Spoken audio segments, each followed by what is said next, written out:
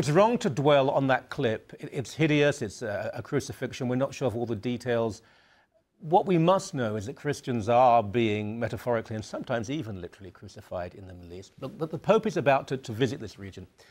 He must, I hope he does, speak out on behalf of persecuted Christians. Carl Letou is National Director of the Catholic Near East Welfare Association, which has been in Canada for 8 or 9 years. 9 years, yes. 9 years, but internationally goes back to the 1920s. The persecution of Christians, they're persecuted in North Korea, certain regions of India, but overwhelmingly, almost exclusively, it is within Islamic nations or even countries that have an Islamic minority. Whenever I talk about this, or often when I talk about this, people say, but Christians aren't being persecuted. No, not in North America and Europe, but the violence, the attacks, and yes, the persecution in much of the Muslim world, well, it's probably the worst case of systemic persecution I can think of in the world at the moment. Well, in the world, it's difficult. I can talk to you about Iraq. And in Iraq, if there's one place in the last 10 years, I can tell you that we can see clearly, without any doubts, there was persecution on Christians. It was in that country after Saddam Hussein fell down. Because when Saddam Hussein was there, he was protecting somehow Christians. Not that he cared so much about them, they were good use for him, and they were not protesting against him, and they knew that. But as soon as the regime fell, it was the end. Those groups started to just flourish with impunity and anarchy. That's what happened. And they went at it, and it says, it's our chance to take control of Iraq. And you got this war between the Sunni, the Shiites, the Arabs, the Kurds. There was no end to it, and the Christians got caught up in it. But more than that, they were systematically targeted, and there's a lot of people that suffered. And yes, they were persecuted. So for me, Iraq is, I'd say, the top of the persecution situation. The majority of Iraqi Christians have left. 70%. Yeah. There's less than 300,000 left in the country. Exactly. I mean, Saddam, he ethnically cleansed or moved some Christians from region to region. Yes. There was discrimination, but there wasn't outright persecution.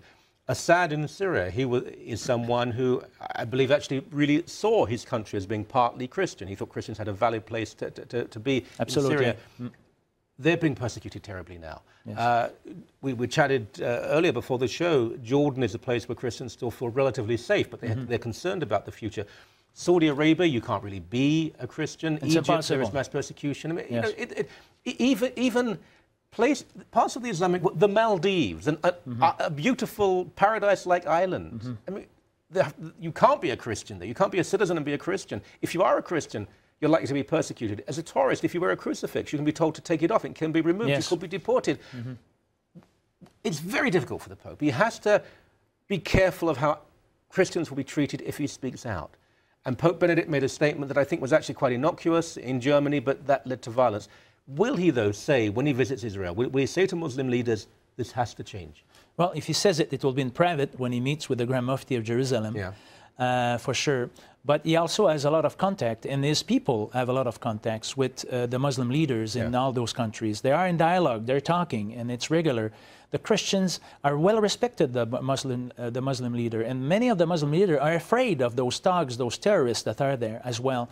And so it's the great instability of the whole region that creates what we see happening. And the Pope, if he's going to talk about something, is how can we go back to peace? Because only peace and stability, where the right of citizenship, the right of having those values as an individual, can we really survive over there. And, okay, but I'm not here to debate you, but you talk about citizenship. Yes. You know as well as I do that within Sharia law and Quranic teaching and in Islam, citizenship depends on religion. This is the clash. This is the clash. And that's not going to change. No, this is the clash, and this is why Islam is having that clash. They are what we call the modern Islam that really are working towards the sense of democracy. They've tasted it, they've lived in it. In Europe, in North America, they know what it is. They live fully their style, but back home, it's the opposite. There's no democracy. What do you think Morsi was removed from power in Egypt? That's because he was going right into a lack of a sense of respect of democracy, sense of what? No, he didn't care about that at all.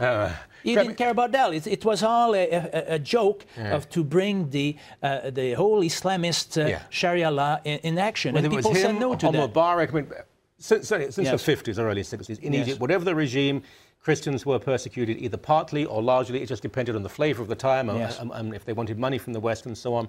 I mean, I have to say I am pessimistic, because a country like Indonesia, founded on 5 principles of pluralism, very noble, the government still is committed to that, but Islamic terrorist groups are getting bigger and bigger, there's more and more violence. Even the Philippines, which is majority overwhelmingly Catholic, Islamic groups are killing people.